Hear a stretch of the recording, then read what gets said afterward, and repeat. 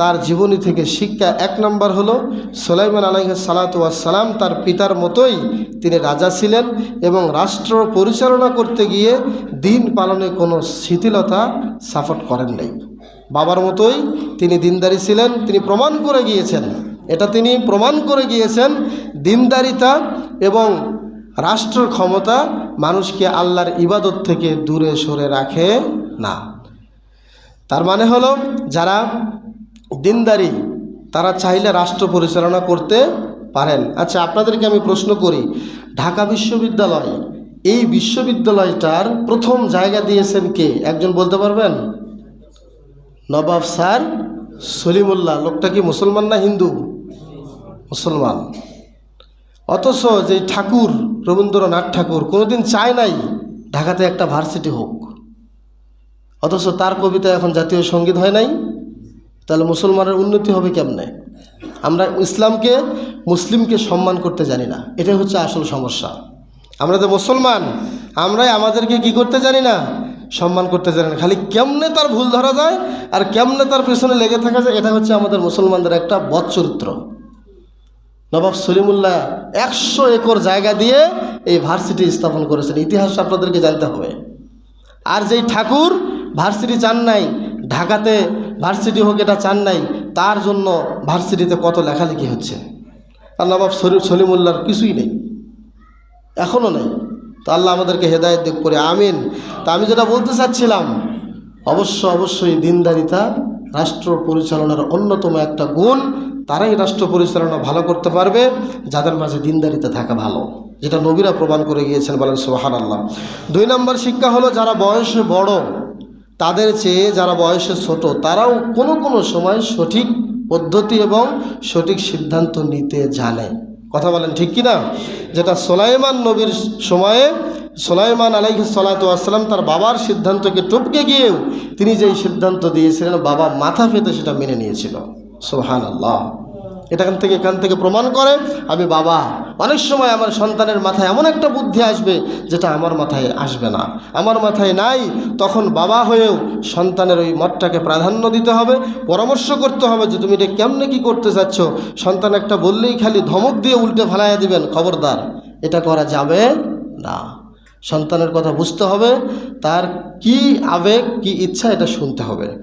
3 নম্বর শিক্ষা হলো মৃত্যু নির্ধারিত সময় হলেই হবে, সেটা যে অবস্থাতে আমরা থাকি। দেখেন, সুলাইমান নবীর মৃত্যুর সময় আসছিল বাইতুল মাকদাস নির্মাণের সময়। আল্লাহ কি সুযোগ দিয়েছেন? তখনই মৃত্যুবরণ, কোনো সময় নেই। মুহূর্তের মধ্যে কাছে আবৃত একটা গ্লাস ফিটিং করে তাকে সেখানে মৃত্যুবরণ করে। এখন সে যেই হোক, কোনো নবীদেরকে কি আল্লাহ 2-10 ঘন্টা 20 ঘন্টা সময় দিয়ে পরে জান নিয়েছেন? নেন নাই। এই জন্য মৃত্যুর জন্য সবাইকে প্রস্তুত থাকতে হবে। যে কোনো সময় মৃত্যুর ফেরেশতা এসে আমাদের জান কবজা করে নিয়ে যেতে পারে। 4 নম্বর শিক্ষা হলো গায়েবের খবর একমাত্র কে জানে? অদৃশ্যের খবর একমাত্র কে জানেন? আল্লাহ জানেন। দেখেন, এখানে জিনেরাও পর্যন্ত জানতো না যে সুলাইমান আলাইহিস সালাতু ওয়াস সালাম মারা গিয়েছেন। সুবহানাল্লাহ। যেখানে জিনেরা জানে না গায়েবের খবর, যেখানে ফেরেশতারা জানে না গায়েবের খবর, সেখানে এখনকার কিছু হুজুররা বের হয়েছে, কিছু পীর বের হয়েছে যারা নাকি গায়েব জানে। মানুষের হাত দেখে বলে তোমার কপালে 101টা ফাড়া আছে, বলে নাউজুবিল্লাহ। এখন এই 101টা ফাড়া লেবু দিয়ে কাটবো, এই জন্য 10,000 টাকা নিয়ে আয়। এই যে ব্যবসা, আর কিছু না। সম্মানিত উপস্থিতি, তাহলে 4 নম্বর কি শিক্ষা পেলাম? গায়েবের খবর, অদৃশ্যের খবর একমাত্র আল্লাহ জানে। এমনকি নবীরাও জানে না, কোনো ফেরেশতাও জানে না, কোনো জিনেরাও জানে না, এবং শয়তানও জানে না। একমাত্র গায়েবের খবর আল্লাহ জানেন।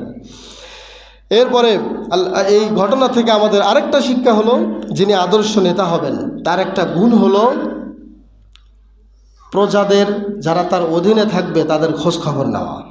সুলাইমান আলাইহিস সালাতু ওয়াস সালাম হুদহুদ পাখি না দেখা মাত্রই খোঁজ করা শুরু করেছেন যে হুদহুদ কোথায় গেল, তাকে খুঁজে আনো, সে কোথায় গেল। এটা একজন আদর্শবান লিডার যারা, নেতা যারা, তাদের একটা অন্যতম গুণ যে আমার কোনো সদস্য না থাকলে তার খোঁজ নিতে হবে। 6 নম্বর একটা শিক্ষা হলো কনসালটেশন বা পরামর্শ, যেটা পরামর্শ কোশ্চিন কালেও অকল্যাণ বয়ে আনে না, পরামর্শ ভিত্তিক সব কাজই কল্যাণ বয়ে আনে। বলেন সুবহানাল্লাহ। যেটা বিলকিস রানী করেছিল, তার সাবার রাজ্যের সকল মন্ত্রীদেরকে নিয়ে পরামর্শ করেছিল কি করা যায়, এক পর্যায়ে তিনি মুসলমান হয়েছেন। বলেন সুবহানাল্লাহ। এবং 7 নম্বর হলো, যিনি ভালো নেতৃত্ব দিতে চান তিনি সবসময় যুদ্ধকে এড়িয়ে যাবেন, সংঘাতকে এড়িয়ে যাবেন। এটা একটা ভালো নেতার গুণ। এখনকার নেতাদের দিকে দেখলে আমরা যা শুনি, আস্তাগফিরুল্লাহ, উনি মঞ্চে দাঁড়িয়ে যেই দুর্নাম শুরু করছে আর এক নেতার নামে, ওই নেতাও আবার আর এক মঞ্চে গিয়ে আর এক বিভাগে উনিও শুরু করছে ওই নেতার নামে। এগুলো নেতা? এগুলো নেতা নয়, এগুলো হচ্ছে একদম নিকৃষ্ট ব্যক্তি। নেতা হতে হবে এমন একজন ব্যক্তি যিনি কোশ্চিন কালেও কোনো সংঘাতে বা কোনো তর্কযুদ্ধে হারাবেন না, তর্কযুদ্ধে লিপ্ত হবেন না। যতদূর সম্ভব যারা ভালো নেতা তাদের কি গুণ হলো তর্ক বা যুদ্ধ সংঘাত এগুলো থেকে এড়িয়ে থাকা, যেটা সুলাইমান এবং বিলকিসের মধ্যে হয়েছিল। বলেন সুবহানাল্লাহ। এবং যিনি ভালো নেতৃত্ব দিতে চান এটা তার একটা গুণ। সর্বশেষ যে শিক্ষা সেটা হলো কারো এফোর্টকে ছোট করে দেখা যাবে না, কারো কোনো পরামর্শকে ছোট করে দেখা যাবে না। কারণ দেখেন, হুদহুদ পাখি ছোট্ট একটা প্রাণী, তার এই পরামর্শ গ্রহণ করার ফলে পুরো সাবার রাজ্যটা ইসলাম কবুল করে ফেলেছে। সুবহানাল্লাহ। তার একটু পরামর্শের কারণে সুলাইমান আলাইহিস সালাতু ওয়াস সালাম যে প্ল্যান করেছিলেন, তার এই প্ল্যান করার কারণে এবং তার যে পরামর্শটুকু মূল্যায়নের কারণে আল্লাহ তাআলা পুরো রাজ্যটাকে ইসলামের জন্য কবুল করেছেন। সম্মানিত উপস্থিতি, তাই আসুন আল্লাহ তাআলা আমাদের সকলকে তার জীবনী থেকে যে শিক্ষাগুলো আমরা শুনলাম জানলাম, আল্লাহ যেন মানার তৌফিক দান করেন। আমরা সকলে পড়ি আমিন। হাজা